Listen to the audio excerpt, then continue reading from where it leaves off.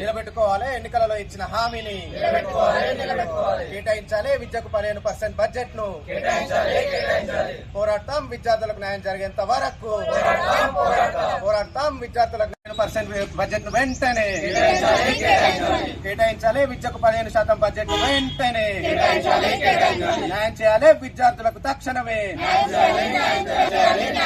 కేటాయించాలి. విద్యకు 15% బడ్జెట్ ను వెంటనే కేటాయించాలి. విద్యకు 15% బడ్జెట్ ను వెంటనే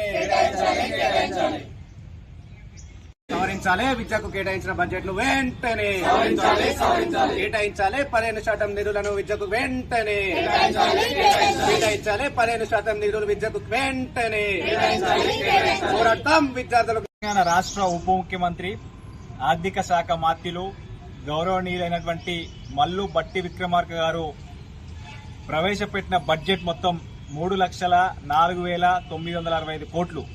అందులో విద్యారంగానికి 23,108 కోట్లు కేటాయించడం జరిగింది. అంటే 7.57% నిధులు కేటాయించడం జరిగింది. అంటే ఈ నిధులు ఏమాత్రమో విద్యారంగ అభివృద్ధికి సరిపోవు. మీరు గత బీఆర్ఎస్ ప్రభుత్వంలో విద్యారంగాన్ని పూర్తిగా ధ్వంసం చేస్తున్నారు. విద్యారంగాన్ని బలోపేతం చేయడం లేదు. ప్రభుత్వ యూనివర్సిటీలు బలోపేతం చేయడం లేదు. అంటే బీఆర్ఎస్ ప్రభుత్వం 10 సంవత్సరాలుగా ప్రభుత్వ విద్యారంగం పూర్తిగా ధ్వంసం చేసిందని చెప్పేసి మీరు అనేక సందర్భాల్లో వివిధ ఎన్నికల సభల్లో ఎన్నికల ప్రచార సభల్లో మీరు మాట్లాడిన మాటలు అనేకం ఉన్నాయి. అంటే మీరు అధికారంలోకి వస్తే ఈరోజు కాంగ్రెస్ పార్టీ అధికారంలోకి వస్తే మేము ఎన్నికల మేనిఫెస్టోలో 15% నిధులు విడుదల చేస్తామని చెప్పేసి ఎన్నికల మేనిఫెస్టోలో పెట్టినటువంటి చరిత్ర కాంగ్రెస్ పార్టీకి ఉన్నటువంటి కాంగ్రెస్ పార్టీ చరిత్ర.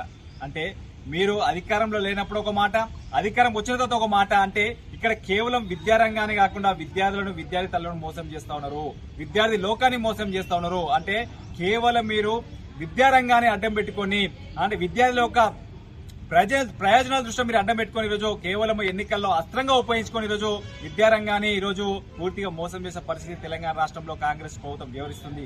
అంటే మీరు ఏదైతే చెప్పిన మాటకు విలువ లేకుండా మీరు ఎన్నికల మేనిఫెస్టో పెట్టిన కనీసం 15% నిధులు కూడా కేటాయించకుండా ఎందుకు విద్యార్థులు మోసం చేస్తారని చెప్పేసి ఈరోజు అఖిల భారత విద్యార్థి సమాఖ్య తెలంగాణ రాష్ట్ర సమితిగా ప్రభుత్వాన్ని ప్రశ్నిస్తా ఉన్నాం.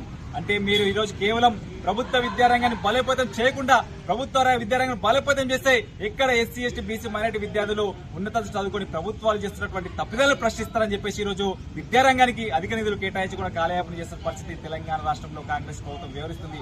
అంటే ఈరోజు పాలకులు మారినా ప్రభుత్వాలు మారినా విద్యార్థుల జీవితాలు మారడం లేదు.